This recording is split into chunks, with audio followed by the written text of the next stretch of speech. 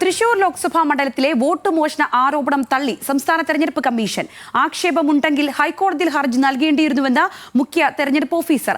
അതേസമയം കേരളത്തിലും വോട്ട് മോഷണ പരിശോധന നടത്താനൊരുങ്ങുകയാണ് കോൺഗ്രസ്. തദ്ദേശ തെരഞ്ഞെടുപ്പിന് മുൻപേ വോട്ടർ പട്ടിക പരിശോധിക്കും. വാർഡ് വിഭജനത്തിലടക്കം ക്രമക്കേട് നടന്നിട്ടുണ്ടെന്ന് KPCC പ്രസിഡന്റ് സണ്ണി ജോസഫ് പറഞ്ഞു. എന്നാൽ ഇപ്പോൾ ക്രമക്കേട് ആരോപണം ഉന്നയിക്കുന്ന LDFനും UDFനും മാനസിക രോഗമാണെന്നാണ് തൃശൂരിലെ BJP നേതാവ് ഇന്ന് പറഞ്ഞത്.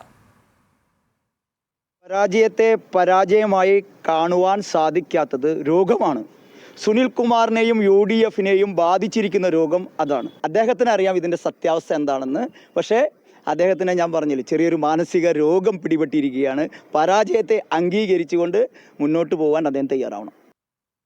ലെവിൻ കെ വിജയനുണ്ട് തൃശ്ശൂരിൽ നിന്നും. ലെവിൻ, ഇക്കാര്യത്തിൽ ഏറ്റവും ഒടുവിലായി BJP നേതാവിന്റെ പ്രതികരണം നമ്മൾ കേട്ടു. പക്ഷെ അതിനപ്പുറത്തേക്ക് എന്താണെങ്കിലും കോൺഗ്രസ് ആയാലും ഇടതുപക്ഷമായാലും ഇക്കാര്യങ്ങളെ സജീവമായി തന്നെ നിർത്താനും അതിനെ തുടർന്നുള്ള അന്വേഷണത്തിനും ഉള്ള ഒരുക്കങ്ങളിലുമാണെന്ന് മനസ്സിലാക്കുന്നു. തൃശ്ശൂരിലെ ഒരു സജീവമായ ചർച്ചകളൊക്കെ ഈ ഘട്ടത്തിൽ എന്താണ്? സംഗീത, തൃശ്ശൂരിലെ ഏറ്റവും പുതിയ രാഷ്ട്രീയ വിവാദമായി ലോക്സഭാ തെരഞ്ഞെടുപ്പ് ഫലം മാറിയിരിക്കുന്നു എന്നുള്ളതാണ്. കഴിഞ്ഞ ദിവസങ്ങളിൽ രാഹുൽ ഗാന്ധി നടത്തിയ പത്രസമ്മേളനത്തിന് പിന്നാലെ പുറത്തുവിട്ട തെളിവുകളുടെ ചുവട് പിടിച്ചുകൊണ്ട് തൃശ്ശൂരിലും വലിയ തോതിൽ വോട്ട് തിരിമറികൾ നടന്നിട്ടുണ്ട്, വോട്ടേഴ്സ് ലിസ്റ്റിൽ ക്രമക്കേട് നടന്നിട്ടുണ്ട് എന്നുള്ളത് ആണ് പരാതിയും ആരോപണവുമായി ഉന്നയിച്ചിരിക്കുന്നത്.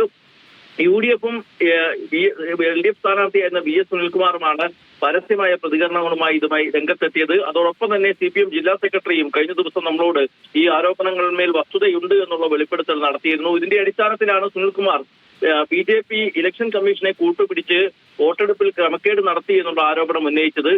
ഈ ഒരു ആരോപണത്തിന് പിന്നാലെ ഇലക്ഷൻ കമ്മീഷൻ സുനിൽകുമാറിന്റെ ആരോപണങ്ങൾ തള്ളുകയാണ്. തൃശൂർ ലോക്സഭാ മണ്ഡലത്തിലെ വോട്ട് മോഷണ ആരോപണം സംസ്ഥാന തെരഞ്ഞെടുപ്പ് കമ്മീഷൻ തള്ളിക്കൊണ്ട് പറഞ്ഞത് വോട്ടർ പട്ടിക തയ്യാറാക്കുന്ന സമയത്ത് രാഷ്ട്രീയ പാർട്ടി പ്രതിനിധികളുടെ യോഗം വിളിച്ചിരുന്നു.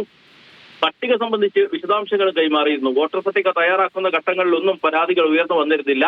തെരഞ്ഞെടുപ്പ് കഴിഞ്ഞുള്ള യോഗത്തിലും ആരും അപാകത ചൂണ്ടിക്കാണിച്ചില്ല. തെരഞ്ഞെടുപ്പ് പ്രക്രിയയിൽ ആക്ഷേപം ഉണ്ടായിരുന്നെങ്കിൽ ഹൈക്കോടതിയിൽ ഹർജി നൽകേണ്ടതായിരുന്നുവെന്നും മുഖ്യ തെരഞ്ഞെടുപ്പ് ഓഫീസർ വാർത്താക്കുറിപ്പിലൂടെ ചോദിച്ചിട്ടുണ്ട്. അതോടൊപ്പം തന്നെ ഈ തെരഞ്ഞെടുപ്പ് കമ്മീഷൻ പറഞ്ഞ കാര്യങ്ങൾക്ക് വിപരീതമായി CPI ആദ്യഘട്ടത്തിൽ, കോൺഗ്രസും ആദ്യഘട്ടത്തിൽ തെരഞ്ഞെടുപ്പ് നടന്നതിന് പിന്നാലെ തന്നെ പരാതി നൽകി. മുഖ്യ വരണാധികാരിയായ ജില്ലാ കളക്ടർക്കടക്കം പരാതി നൽകിയിട്ടും നടപടി ഉണ്ടാകാത്തതിൽ ദുരൂഹതയുണ്ട്, സംശയം ഉണർത്തുന്നുണ്ട് എന്നുള്ളതാണ് UDFന്റെയും LDFന്റെയും പ്രധാന നേതാക്കൾ പറയുന്നത്. ഈ കാര്യങ്ങളിൽ ഒരു വിശദീകരണം നൽകുന്നതിനായി LDF സ്ഥാനാർത്ഥി VS സുനിൽകുമാറും DCC ജില്ലാ പ്രസിഡന്റ് ജോസഫ് ടാജറ്റും അല്പസമയങ്ങൾക്കകം വാർത്താ സമ്മേളനം നടത്തും. ഏതായാലും തെരഞ്ഞെടുപ്പ് കമ്മീഷൻ കൂടി പ്രതികരണവുമായി എത്തിയതോടുകൂടി തൃശൂരിലെ ലോക്സഭാ തെരഞ്ഞെടുപ്പ് ഫലവുമായി ബന്ധപ്പെട്ടുകൊണ്ടുള്ള ചർച്ചകൾ വിവാദങ്ങളായി തുടരുക തന്നെ ചെയ്യുമെന്നുള്ള കാര്യം ഉറപ്പായിട്ടുണ്ട്. അതിനോടൊപ്പം തന്നെയാണ് പരാതികളുമായി വിശദാംശങ്ങൾ തേടിക്കൊണ്ട് ഈ പരാതിയുമായി ബന്ധപ്പെട്ട കാര്യങ്ങൾ കൂടുതൽ പഠിക്കാൻ ഇരു മുന്നണികളും തീരുമാനിച്ചിരിക്കുന്നത്. സംഗീത.